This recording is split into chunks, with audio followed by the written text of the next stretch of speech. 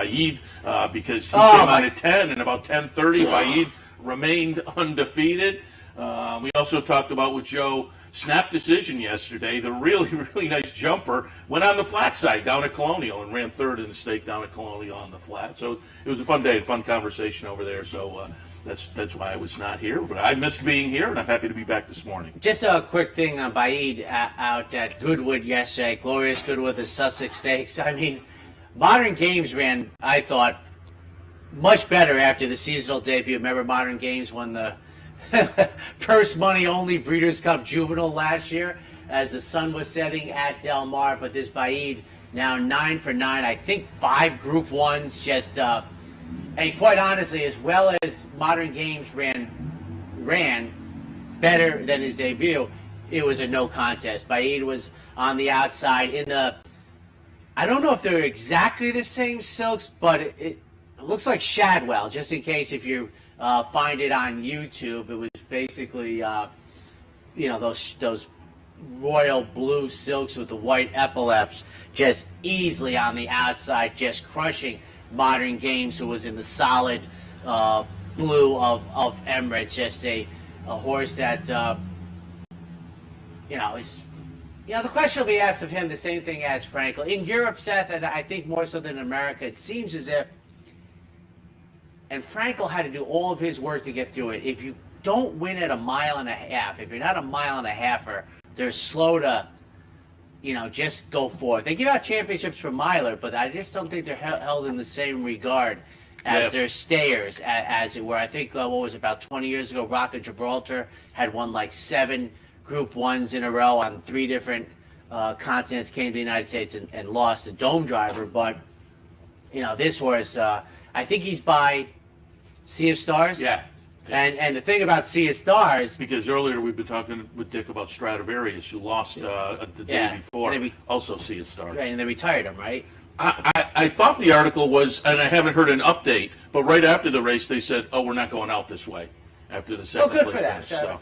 And the thing about Sea of Stars, that if, what he did years ago, he won the Guineas and he won the Epsom Derby, and that hadn't been done like in 30 years. And then you understand why. I mean, Frankel, won the Guineas. He didn't even run in the Epsom Derby. It's usually very different races. But this Sea of Stars, who I think was undefeated in his career, he was like tremendous resume, and now is showing to be an outstanding stallion. So, anything else? Yesterday attendance 22,079 announced attendance. We are currently Irad Ortiz, a 4-win lead over Joel Rosario. Chad Brown, Todd Pletcher tied at 9 each. I took a cursory look, and obviously I wear spectacles, so specs. What do they list for Mike Maker for wins? We're having a debate, me and the rest of the world. The trainer standing has 7. He's sitting at 3rd. So yesterday, the 3rd spot, I let the world see some of my spreadsheets and stuff. And you got the trends during the trend show? The trend show, the last block, which Seth, it was Seth's great idea, not mine. He goes, put it out there. But I just want to. We have a disagreement on the number of wins. Well, that seems like an easy solution, though. Well, now here's the problem. The no contest is no contest. Yeah, that's no contest. We all know that. But here's the thing. Sure that was a Maker horse, but that would. I have Mike Maker at 7 through yesterday, and I can delineate them, and we put them up. Equibase has them at 7 this morning with them delineated. Naira has him at 8, and they do not delineate, because I could obviously cross-reference where they are. Oh, there you go. So that's, one short. Well, I'm reading out the Naira, follow up the recap from yesterday. So what's that? Well, I'm saying maybe it's different on the top trainer list. Mike Maker 8. Yeah, that's funny because again, this is a Naira product that I'm reading off. And I think I heard Greg Wolf on the Fox show quote 8 or something when later. But I don't. But I just say I listen. I tell our son I make 37 mistakes a day. I try and make different ones every day. But I am usually pretty good with the typing, and Equibase backed it up. We'll get it straightened out. It's not a huge deal. I guess it would be around September 4th, but when we're having the trainer title, because and also the thing that guys didn't show, Seth, I think Mike Makers, one is on the dirt. Oh, that's And that's like what we tried to bring out yesterday for the folks. That I mean, I think sometimes anecdotally and the facts you kind of get lost. We also were showing where Chad Brown had only 2 winning favorites. That's one of the stats that really jumps. We talk about now he's had a bunch of losing favorites, but of his winners, he's right now he and Todd Pletcher have an incredible ROI, and I just don't think a lot of people walk around going, "Oh, all his horses pay $560." Well, maybe they will at the end of the meet, but not. Unfortunately, he couldn't get up in the finale yesterday. Where you needed him? Crushed the double. I would have crushed the double. I mean, it's cold. I liked the horse in the previous race, and then I liked the Klarovich Chad horse in the last race, and the whole 1/8 of a mile. I thought he was going to go by. Just couldn't get by the eventual winner. And the winner paid like $50. You're like, that type of horse holds on. You're kind of surprised, but it was their day. Speaking of Todd Pletcher, I will tout top of the hour, Racing Across America. Mike Rapoli going to jump in. Going to be fun to talk with Mike after the nice win last weekend in the Coaching Club American Oaks with Nest, and he's got Fearless coming up today, Be Better tomorrow in the Curlin. We'll check in on some of his other horses as well, and just have a little horse racing chat. When you sent me the thing, I was busy parenting, but I wanted to sit back. I said, we could make this show really easy for you, Seth, producing Thursday's show. I said, it could just be Mike, because we'll, we have a fun. Yeah, he's a great guy. I mean, he's about 10 years younger than me. All right, probably closer to. It's about 7 years younger than me, and he loves sports. You like college basketball. You like St. John, Syracuse. He's a St. John's guy. He obviously loves the Mets. Seth told me he was coming, so I wore my Mets tie. They swept my Yankees last night, so we'll have fun. But one of my favorite people, if you had seen, he was like a little kid at Santa Anita when Vino Russo won the. Now you can, it's a big race and everything, but he was like a little kid running around looking for people to hug, like the Jim Valvano scene when he won the hoop. So we're gonna have him on with. I saw Mike is going to be Mike joining Welch us. from the Daily Racing Forum will join us again. Regulars Mike and Dave Grenick circulating in on Thursdays. And then Dan Collins, our friend from Bonaventure Stables, they're one of our sponsors, but they've got a horse today, and they might have a couple coming up in the next few days as well. So we will talk a little bit with our friend Dan Collins towards the end of the program. That's all coming up at the top of the hour. I love their silks because before Naira went to colored saddle cloths as a trip guy, any owners that had silks that were easy to spot were like double thumbs up, because the saddle cloths were not easy in whatever the old days were. But we're moving along. Things are good at the spa. The weather has been fantastic. Now, Seth, did you get rain on Monday? Yes. I was going to say the second week in a row on one of the dark days, we got the much-needed rain. That Epicenter was working on Monday in rain, and then I guess shortly after his work, I guess here it really came down. And you can tell from our ground around our set here, there was some moving water on the ground. You ready? I am ready. All right. The opener, 3-year-old. Well, no, we have to. What? Oh, the DePaul play of the day. That's right. Is it going to be Steve Pick? Is he back from the pony swim? Was he able to? He might have squeezed this in. Yeah. All right. I apologize. At the DePaul play of the day, ladies and gentlemen. When you think trucks, think DePaula. Then come join the family for value. Just visit, call, or click. This week, celebrate with savings. Drive Silverado, just $3.99 a month. Yes, $3.99 a month. So come join the family and think DePaula for all your automotive needs. Hi, everybody. Steve Bick with you from Rehoboth Beach, Delaware, working our way back towards Saratoga for Friday. Going to be at Delaware Park Thursday, broadcasting at the races. The DePaula play of the day, a turf sprint, the 7th race, seemingly open, and a vulnerable 5-2 favorite in Boston Tea Party, who is cutting back. Not necessarily a great turf sprint angle. There's a number of horses, Immortalization at 8-1, who intrigues a little bit on the pace. But how about Thin White Duke for Steve Christ and Phil Gleaves and partners, now with David Dog, Johnny V. Sticks, and going to be right up behind the pace. Thin White Duke, 6-1, one of several that can win here. But at that price, he's the DePaula play of the day. Good luck. We've hit a couple of placements, the last two, starting to warm up here on the DePaula play of the day. Good luck. See you this weekend at Saratoga. When you think trucks, think DePaula. Then come join the family for value. Just visit, call, or click. This week, celebrate with savings. Drive Equinox, just $259 a month. Yes, $259 a month. So come join the family and think DePaula for all your automotive needs. And welcome back, ladies and gentlemen, the Handicappers Report. Thursday, week number 3, 7/28. And Seth, anytime I see these type of numbers, I always think of, this would be about around opening day. You know, we'd be getting close to it, but not any longer. We already have 2 weeks in the book plus a day. The opener, open company, 3-year-olds and up, fillies and mares, maiden special weights, on the dirt, going 9 furlongs. Luckily, I realized a few minutes ago that What? I had That you had Friday's, Thursday's I card? had Friday's PPs in front of me. And I was kind of like, I'm looking at some notes I had, like, this is not jive, because that would have been bad if I had, if I had gone through the card of the wrong day. By far, I don't know for you, but for me, it's my biggest nightmare in this job is that I have the wrong ones, which is the color coding paper clips. Oh, that's now, it. Well, now maybe I'll have to jump on that system. Maybe. Well, when you have 3 of them, you better make sure you have the day. Because I have yesterday's, today's, tomorrow's, and Saturday's already printed out here. But today in the opener, I have it out, 728, right at the top of the page, 4, 2, 5, and 3. I put Inventing on top. Speaking of Mike Rapoli, it's Mike Rapoli and Company and Todd Pletcher.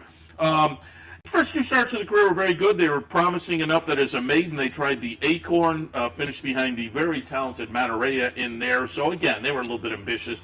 They get back to the proper maiden special level today. Forever After All in the second spot. Tossed in a little bit of a clunker in the debut, but if you look at the behind Butterbean, but if you look at the past performances of enough horses, you see sometimes that first start is just an aberration. Then they start to show them the real self, and I think that may be the case with Forever After All, who improved markedly in the second start, and then Aunt Naughty in the third career start. This one clearly has kind of figured it out as she has gone along for Shug, and I think, after 5 career starts and the last couple knocking at the door, she may be primed for a very good effort this afternoon. In the opener for me, 4, 2, 5, and 3. I think it was, I coined the phrase I had never heard it used before. In those first starts, I just call it practice. It's like, I know for a lot of people, it's kind of they think every horse in every race is heck bent on winning, but that isn't the case. And for some horses, it's practice, it's getting in shape. And I agree with you. I'm very comfortable throwing out. I've always said this, if you give me about 2 furlongs in the race where you show me some athletic ability, and particularly earlier on the turn, and then you just tire and you see the jockey wrap up, I'm okay with that. One thing about Inventing in that Acorn, and Andy Sterling touched on this a couple days ago, with fillies and getting black type in big races, but she did the opposite. It looked like she tried to win the race instead of trying to run third after Echo Zulu scratched out. You're like, well, maybe I can get third out of 4-horse field. I have a strikingly similar. I have Forever After All, who I think is in a very good spot here, going the 2 turns, 9 furlongs. This is going to be arduous, in my opinion. We draw inside, shipping in from Churchill. Already have a 2-turn experience. For second, right next door in the starting gate, number 3, She's Keen, a Rusty Arnold runner, an offspring of Keen Ice, coming off of a career best finish and best buyer speed figure. Also going 2 turns at Churchill Downs. And for third, Aunt Naughty for Shug. 2, 3, 5 in the opener. Race number 2 on Thursday afternoon. State bred maiden specials going 5.5 on the grass. And boy, you can just see the popularity of these races. Seth, you have 4 also eligibles. You have an MTO, maximum field size of 10. With the 2-year-olds, I am 6'5'2". All right, we have many of the fields covered, but Snowy Evening is the second career start. And I just was mentioning this yesterday that I would never give up position in these races. And this horse has good early speed, and I would just continue off of the Independence Day debut, just try and improve that. I think it's very hard to give up position and then re-get it back. Irad Ortiz obviously having a fantastic meet. One thing I pointed out yesterday on the trends, he's become like the Angel Cordero of my youth. His horses just get bet incredibly, almost without fail. He's leading the meet. I thought his ROI was like $1.47. I mean, he's just favorites or second choices are almost all of his wins. Number 5, Slow Down Summer, a first-time starter for Rudy, an offspring of War Dancer, just taking a flyer there. And for third, another firster coming out for Joe Sharp. Number 3, Souffle. So 6, 5, 2 for me. I'm anxious to see the scratches. Because you want to get in. I could not, make this the dark horse play of the day, being on the AE list. Otherwise, I would have. Lady Jasmine, to me, is really intriguing as a firster from Dave Donk. I mean, he doesn't crush him with firsters, but he can get it done. But this one by Cairo Prince, I really like Cairo Prince with firsters. So far this year, Cairo Prince, 47 first-time starters, 7 wins, 7 seconds, 5 thirds. Really good numbers. Dan produced a sibling called Proper Grammar that won its career debut, 10-1 on the morning line. If we get a scratch in the body of the field and Lady Jasmine gets in, I'm going to be very happy. Souffle in the second spot for me by Candy Ride, who's a good sire of firsters. But this one is a sibling to Dairy Nane, who in the first 3 career starts won the debut, then ran 5th, then won the 3rd start of the career, which was a stakes race.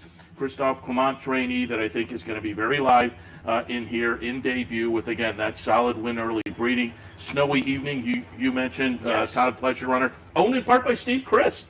So decent little second in the debut, and experience counts. So I think this one is dangerous. This to me is a fun race. Again, I'm kind of hoping for a scratch, but I have an 11, 6, 8, and 9. And I'm guessing if I extrapolate out, Snowy Evening is also owned in part with Phil Gleaves. Yeah. Gleaves, so that's, was training for Steve Christ. But and I know you always like to point out the locals. You may or may not know this gentleman. 14, the Flutie Flakes. Carl Seitz is a local guy. Oh, okay. I've known him about 40 years, 35 years. Big horse racing guy. Ownership for those who like Doug Flutie, right? Didn't he get a cereal, that Flutie Flakes? Named after him. The number 1 Bad Samaritan, Blue Streak Racing. Also, you know what I call the Lady Jasmine angle, don't you? That's the competitive edge angle.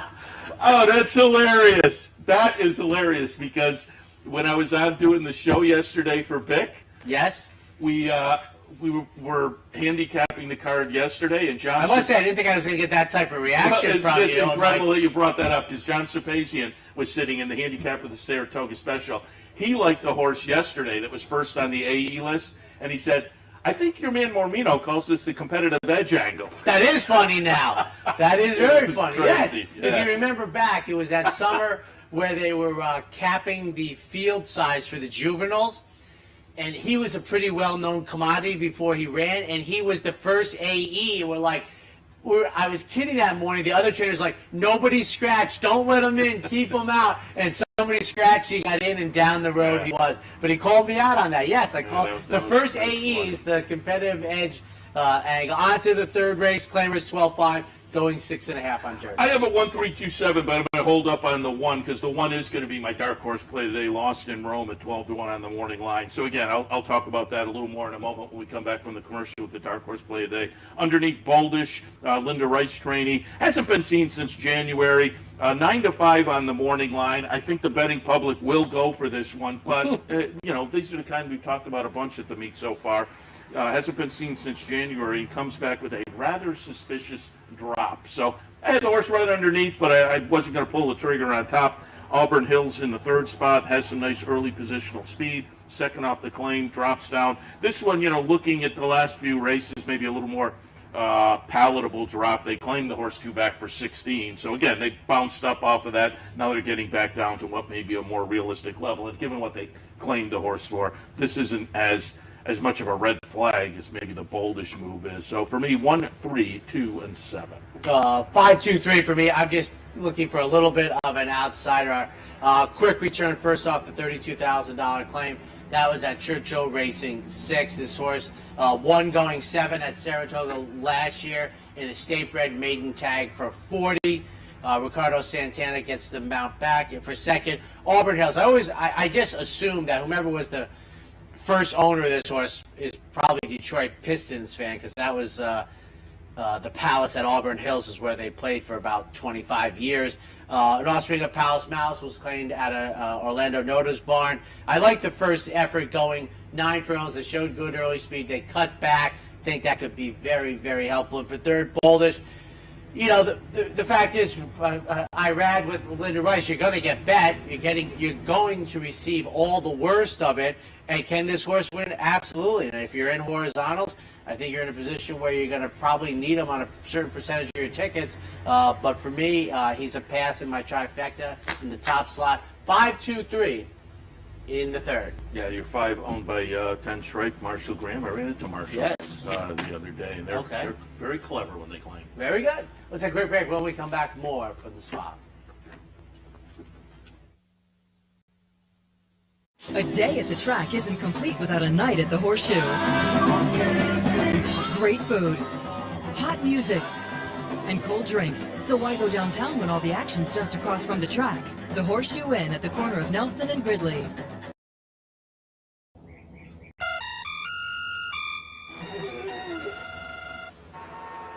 Come on. I want sales reports on my desk by Monday. Oops. My bad. Love racing? RTN brings you every live simulcast on your home television, plus live video streaming and race replays on your PC and mobile devices. To order, visit RTN.tv. RTN, a breed apart. Birdstone is an outside front. They're coming down to the finish. Can Smarty Jones hold on? Here comes Birdstone. Birdstone surges past. Birdstone wins the Belmont Stakes.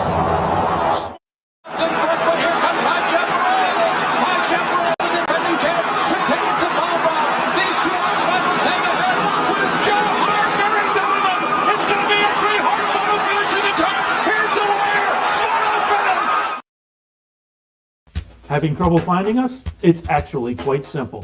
Whether online or on your TV, it's never been easier to watch and wager on championship horse racing with Capital OTB. Simply log on to CapitalOTBBet.com. There you can watch our morning shows, live stream races, and wager on our state-of-the-art wagering platform. You can also watch from the comfort of your home on Spectrum Cable Channel 1250 or Fios Channel 467, and win more with Capital OTB. Welcome back to the Handicappers Report. Seth, Merrow, and Anthony Mormino live from our Clare Court set on a gorgeous Thursday morning up here in Saratoga. Sunny, very comfortable. It should be another great day of racing, and we will kick off this next segment with a great race for State Birthday Specials. Boy, they're racing for $88,000. You gotta love that. 7 furlongs the trip. 643 is Javier Castellano must have his 2011 calendar hanging up at his house, because a true outstanding first part of the meet. So kudos to Javier. Horse comes off 3 consecutive hit the board finishes for Leo Germati, including getting beat a neck and then most recently getting beat a nose as the even money favorite. They stretch out to 7 furlongs for the first time, the offspring of Spicer, who I've touched on throughout the meet. For second, number 4, Bruce Grossman sends out this runner for the 3rd career start. This might be one of my best examples of less well. Debuts at almost 80-1, has its moment in the race, comes back as the 3-1 favorite and runs less well. It stands up, folks. The stretch out and the move to turf, that was all strange too. Right. And the fact that they bet at 3-1, what does this have to do with what you saw the first time? But you bet them down to almost 1/25th the price. Usually my divider is like 1/6, 1/7. And again, never 1/25. I would have to go back and pull up the PPs from that day, but I'm guessing, again, folks focus so much on the buyers, and I like the buyers and their tool in the toolbox, but I'm guessing the 71 probably had an edge on the bunch he moved towards. But you're absolutely right. Then you have to look and say, but now he's stretching out and he's on the turf, and it wasn't that great of a performance. How does that correlate to 3? And for third, number 3, 2 for charging. Love the name. Jorge Abreu sends out this runner for the 3rd career start. Now this is more typical. hits the board at almost 15-1, then comes back at 2-1 and runs less well. But that's the 1/6, 1/7 the price more, and so it's 6-4-3 for me in the third. I got 6 on top, and we're not being homers. I think Ocean's Reserve is live in here, Oh, but yeah. it is Bonaventure Stable. It's our guest in the next hour, Dan Collins. We'll talk a little bit about Ocean's Which, by the Reserve. way, you can tell that Homer. I had to send my picks in before you told me who was There coming you go. on. Correct. So, Yeah, there you go. There's a time stamp. We can prove these things. 6, 8, 5, and 2, Ocean's Reserve. Off the last couple, boy, the horse ran really well and was unlucky to lose in those two. Could be primed for a very, very good effort today, and certainly we're rooting for our friends at Bonaventure to break through. But also, again, on the buyers, this one does have a little bit of an edge. Devil Boy in the second spot. Nice improvement, start 1 to start 2 of the season. Now this is start 3 back. Could be, again, primed for a very good effort this afternoon. And Curlin's Wisdom, off the last effort, certainly belongs. The last was an improved effort. It was at a mile. So now we're coming off an improved effort. We're cutting back a furlong, which could be beneficial. I think Curlin's Wisdom may get a little overlooked. 6-1 on the morning line. But again, on this scenario, I think that horse is playable in here as well. The fourth at Saratoga, 6, 8, 5, and 2. On to the fifth race. Boyer rolls it up. The $200,000 Birdstone on the dirt at 1 mile and 3/4. And again, we have Mike Rapoli coming on later, and he has Fearless in here, who stepped out to 1.5 miles last time in the Brooklyn and won very nicely over the marathon specialist Lone Rock. Lone Rock, since Robertina Diodoro started to stretch this one out, has been just phenomenal, but could do no better than third last time in the Brooklyn. These two are really intriguing in here to me, but I had to go with Fearless on top off the last race. Lone Rock in the second spot. Then Portos, again, this is kind of a specialty, and this is, even at this specialty, the 1 3/4 is a little bit of a strange kind of a situation. Now, Lone Rock did win this race last year, so is proven at this trip. But for the most part, there is not going to be a lot of efforts on the page at a trip like this. So a little bit of a question mark for Fearless, certainly a question mark for Portos. But it does look like Fearless last time and definitely Lone Rock are kind of specialists at these marathon distances. So they would seem to have the edge in this bunch. I went 1, 2, and 4. One of the things I find for these types of races, there aren't that many, which is fine. Whether the pace or goofiness happens in the race, which the more chaos, the better for me. Like, I liked Fearless in the Brooklyn. He was 7-2, which was quite attractive in a field of, I think it was 7, right? 7. This is a field of 5. You're looking at odds on the morning line. I think this is the direction they're going to go. I have them on top in here. The one, I mean, they posted 50 and 115. Now, Seth, yesterday we had 5 6-furlong races, not counting the honorable miss. The other 4 all went 113 and change. I doubt that's happened too often at Saratoga. So the racetrack, you can draw your own conclusions how slow it may or may not be the main track. My point is it going to be like 52 and 117 and they're all waltzing around for the first 6 or 7 furlongs, and then it just becomes a kicker's race?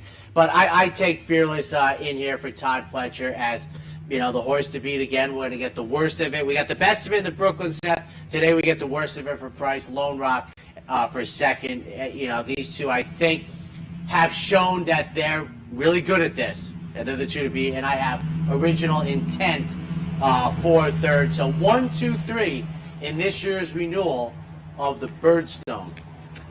Race number 6 at Saratoga, maiden 40 claimers going 1 mile on the grass. And talk about chaos with races and getting out and getting the trip. I love these. I've said it before, Seth, for many years. It might be on the whole Naira circuit my favorite race that they get, because, you know, down at Belmont you get the kind of one-turn race, and now at Aqueduct we do get the mile races around 2 turns, but the Saratoga ones, I love the chaos going into the first turn.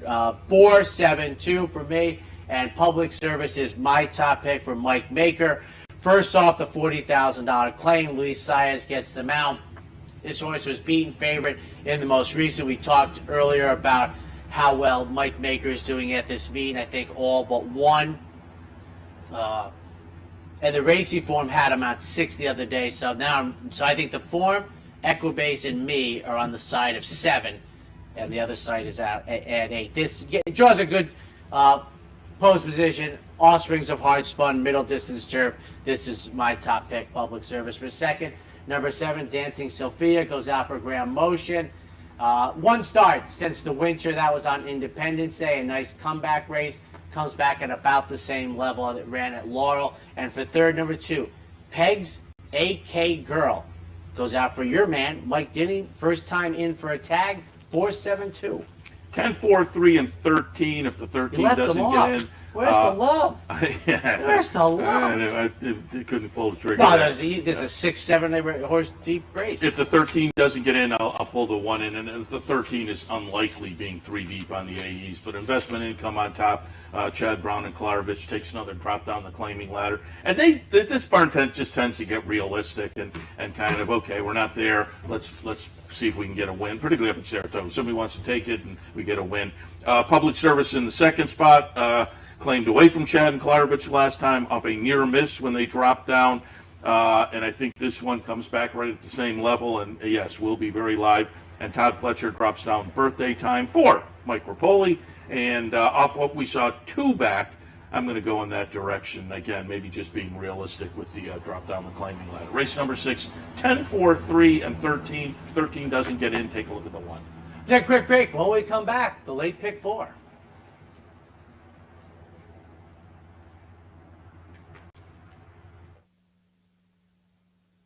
It only takes one upset to make history, and now you can be part of Saratoga's long tradition at the Dark Horse Mercantile.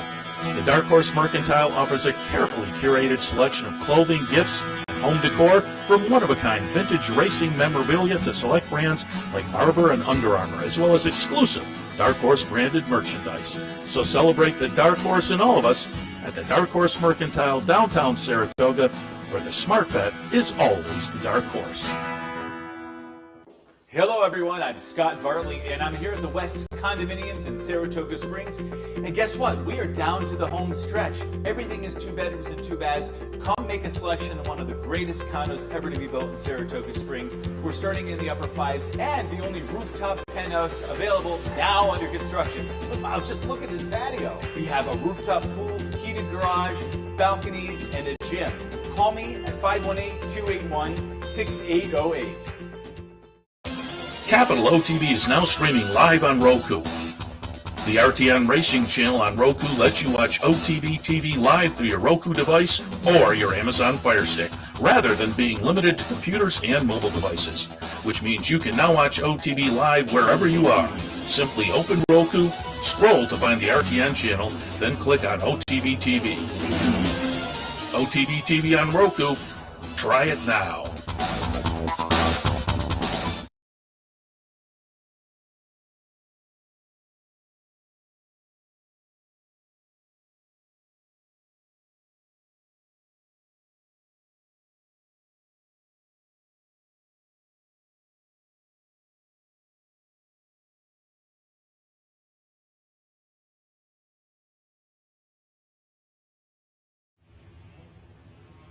Welcome back. Let's look at the Dark Horse Play of the Day on this Thursday. The Dark Horse Play of the Day brought to you by the Dark Horse Mercantile in downtown Saratoga. I continue to recommend. And again, I had John Shapazian on the show with me yesterday on the radio show when I was subbing for Steve Bick. And John said he had a fun time walking through Dark Horse the other day, looking at their vintage horse racing themed pinball machine, and lots of great stuff to look at, and apparel and home decor items and memorabilia, and then their sister store down the street, Impressions of Saratoga, as well. If you stop in, say you saw them on OTB TV, and maybe pick up a little winner with today's Dark Horse Play of the Day. I have it in race number 3, Lost in Rome. 12-1 on the morning line. It's a Gustavo Rodriguez runner that was claimed 3 back for $20,000.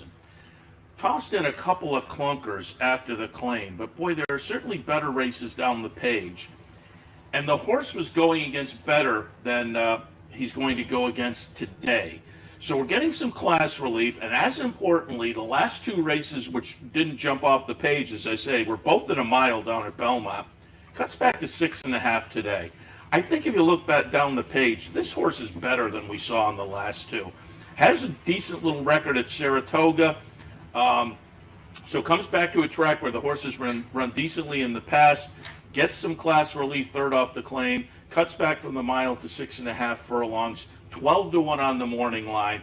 I'm going to take a little pop in here today. The dark horse play of the day, number 1, Lost in Rome in race number 3. The dark horse play of the day. The smart bet is always the dark horse. Brought to you by the Dark Horse Mercantile in downtown Saratoga. Very nice. On to the 7th race, kicking off the late pick 4. We have, one quick note also, because looking at this. Yesterday, as I would have anticipated, but you should wait, the rails were moved on both courses. Now they're both being run 18 feet. Remember, opening 2 weeks was 9 and 12, but now it's being reported that both of them are at the 18-foot mark. So, I find it very important, and I will say this also, Seth, I have found through the years that the different settings of the temporary rail is also just as important, that there seems to be some distances at some rail settings that kind of make you go, I'm not so sure that that's possible, but we move forward. On to the 7 3-year-olds and up. Entry-level allowance for $115,000, 5.5 on the melon. As I mentioned, the rail's at 18. 3, 8, 6, and 1. I thought the 5 was maybe a little bit intriguing as well, but I put Ring of Fire on top. Rudy Rodriguez second off the claim. They bounced up out of a 35 conditional claimer into allowance company. Ran pretty well. They won the claimed race, so they probably were a little disappointed with that situation because they went through the N3L level, but ran very well when moved into allowance company, so gets right back into that type of company today off a decent effort. I think is going to be a good fit. Luis Saez sticks on board. Boston Tea Party, fairly lightly raced, and it's one of those records that makes you go, what can we expect from this horse? Debuted in May in a maiden special down at Belmont, won very nicely, solid number. From that, they thought, well, let's jump into a stakes race, and finished 5th behind Annapolis in the Manila. So they were just very ambitious. Both races produced good numbers that match up with these. Now they get back to the more proper non-winners of 1. Boston Tea Party is going to be interesting to watch this afternoon, just to see what we can get given that scenario on the first 2 starts. Maiden special debut win, and then wound up in stakes company. 3rd spot, number 6, Thin White Duke, for the aforementioned Steve Chris. This one goes out for Dave Donk. Has a little bit of positional early speed, has been bouncing around in this kind of a level over the past few starts, and has been going okay. Finishing positions aren't maybe what you would love to see, but is running in a fashion, putting up numbers that I think will fit with this particular group this afternoon. So we may get this one in the mix and a little bit of value. In the 7th, I have it 3, 8, 6, and 1. Boy, I have to tell you, I think this is a heck of a turf race. The 3 outside horses are MTOs here, 9, 10, 11. But of the main body, the 8 turf, I have 7. Not one moment of hesitation if they cross the finish line. But Boston Tea Party, I will say this, Seth. I thought the Manila jump race was a heck of an effort. They're going back to sprinting. This horse was right there deep in the race in the second career start off of, against a good 3-year-old turf, a division you like, the turf runners as 3-year-olds, and now they're going back to sprinting. They're on the outside of the turf event. This is my top pick with Eric Cancel.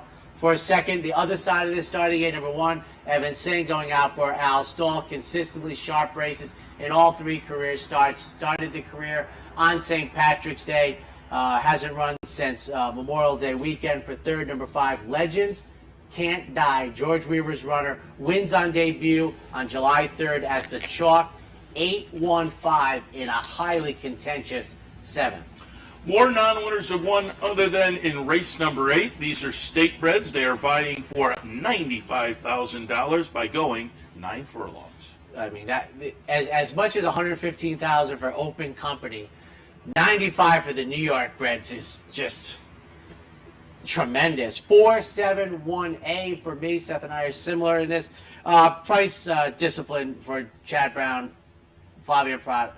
They had blinkers. 3rd career start. Going to be heck to pay. 1 on debut as the Chalk, lost at 2-5. Comes back here going 2 turns for the first time. 9 furlongs. For second, number 7, Mr. Breadwinner. Big price in here for a sharp outfit. 1 going a mile, muddy sealed racetrack, then tried the turf twice. Gets back to the dirt for the first time, has never run on a clear, dry, fast racetrack. But the Australian tonalist, I'm thinking, will enjoy the 9 furlongs. And for third, the part of the entry I have is the 1A Full Moon Fever for Mark Henning off of 4 consecutive third place finishes. 4, 7, 1A. I have it 4, the 1 entry, 2 and 3. Price discipline goes out for Chad Brown and Klarovich, and it looks to have a legitimate edge on this bunch. There's not much to say. I think this one, 4 to 5 on the morning line, and potentially lives up to that. I thought both halves of the entry were live, dangerous, edge and Full Moon Fever, and I think they're pretty similarly matched talent-wise. And I think with this field, they kind of fit in that second slot. Third spot, Son of an X at 15 to 1 on the morning line. This one's really intriguing to me, and I think is an interesting player in here. I could point, price discipline stands out. And once you get past that, I could kind of juggle these up in any fashion. So again, Son of an X to me fits. If we get to 15 to 1, I think we will get a decent price. Could play around with that one in some of the horizontal bets. So for me, in the some of the vertical bets. Yeah, I was going to go. Some of the verticals. My ballywag. Yeah, exactly. In the 8th, 4, the 1 entry, 2 and 3. On to the 9th. I've said this. I love the 3-turn turf races at Saratoga. And this is 3-year-olds and up in for 62 or non-winners of 2, other than going 11 furlongs on the inner turf course. 5, 7, 9, and 4. Balthus on top. Again, it's Chad Brown. This one going out for Peter Brandt. Broke the maiden 2 back. Followed it up with a nice non-winners of 1, other than Win. Did it in a fashion where the number is moving forward. I think it's going to fit very nicely into this slot, having won the last couple at a distance and at this distance last time. So Balthus on top. McLovin in the second spot. Nice win 2 back at 1.5 miles. Tried this 1 3/8 last time and finished an okay third. So again, kind of proven at distances like this, and should be a player in here. And a Journey to Freedom in the third spot. Has a nice win last year right here at Saratoga at 1.5 miles. I think the return to Saratoga has the potential to be kind of fun and beneficial for this one.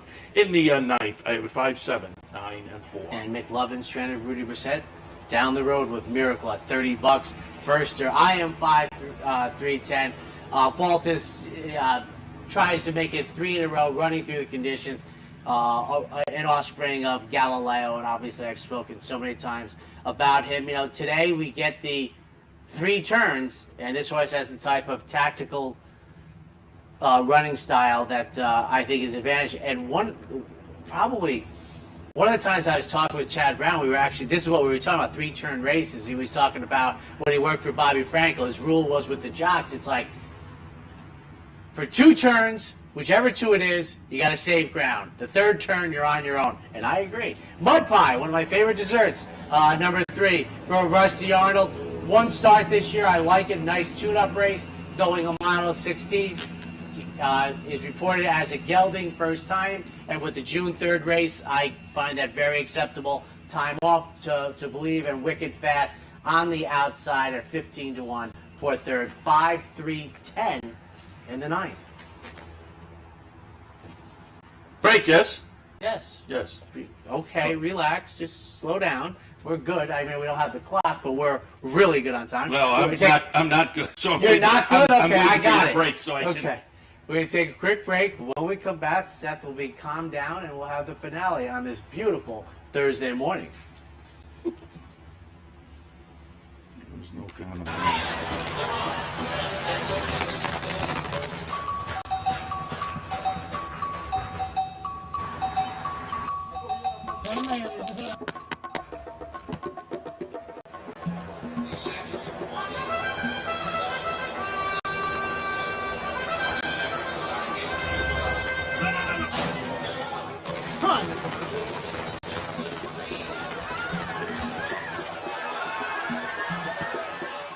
No matter where in the world you are, the excitement of wagering on horse racing is just a click away. You'll get live streaming, past performances, race replays, our virtual tote board, analysis and selections from professional handicappers, a simple, safe, and secure wagering platform, and best of all, you get track prices. CapitalOTBBet.com. Bet any place, anytime at CapitalOTBBet.com. And be sure to download our new mobile app from the iTunes Store or Google Play.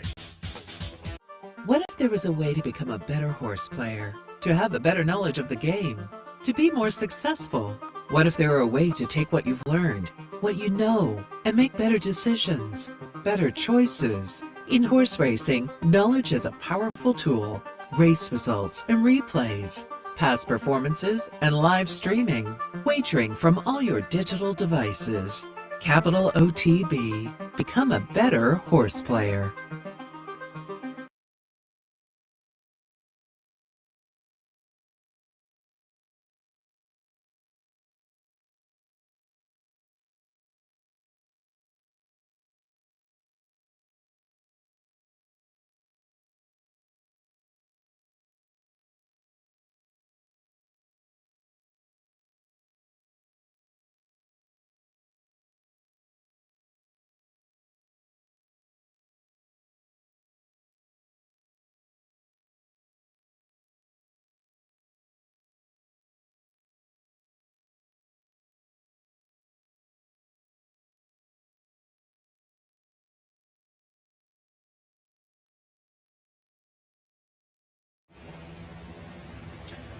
Welcome back to the Handicappers Report. Let's take a look at the finale set to go off at about 6:15. Saratoga's 10th race is a $35,000 conditional claim, or 5.5 on the grass. 8-11 wrapping up Thursday. That's Cool Lao Band going out for Mark Cassie, running for a tag for the first time. Very dangerous angle. Makes the third start of the year, third start in this barn. Flavian Prat gets the mount. This horse is shown some early foot and is in on the outside. Maybe we can get some good position for second. Cousin Andrew down inside for Linda Rice. Drops down to 35,000 after trying 52L on multiple occasions recently. And Two Back did have a second place finish. Kendrick Carmouche gets the mount back. He was aboard that race 2 races back when they got beat a length for all the money. And for third, number 11, Jimmy Bond sends out first time in for a tag. Luis Saez gets the mount. This horse has shown little in the 2 starts this year. We'll see how it goes today. Did win with Louis aboard last year in December, breaking the maiden. So it's 8-11 in the finale.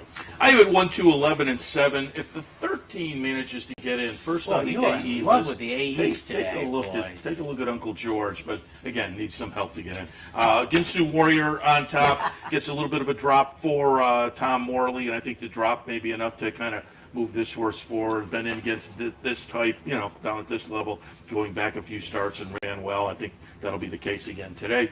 Cousin Andrew in the maybe if the 13 gets in, Cousin Andrew and Uncle George will have a relationship kind of an exacta here. Cousin Andrew, though, in the second spot, also getting a little bit of class relief for Linda Rice, and again, I think could be in the kind of comfort zone, as it were. And then in the third slot, I'm going to go out to number 11, Sandrone, who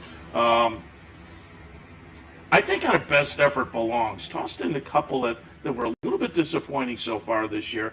I don't think they're indicative of what this horse is capable of. So Sandrone in the third spot. In the 10th at Saratoga, 1-2-11 and 7. He intrigues me. I only put him on third because those 2 races don't seem to make much sense for Jim Bond. Yeah, really kind of listless. I mean, I know he's taking on winners, but so Luis Saez get the wake-up call today, I think. Right with you. All right. Any thoughts before we go to John DeSilva? Week number 2 at Del Mar, ladies and gentlemen, kicks off. They had the San Diego handicap this weekend. Yeah, looking very good. Pacific Classic flight line. So it's going to be another great weekend of racing around America. Ladies and gentlemen, we have John DeSilva with his thoughts on Del Mar.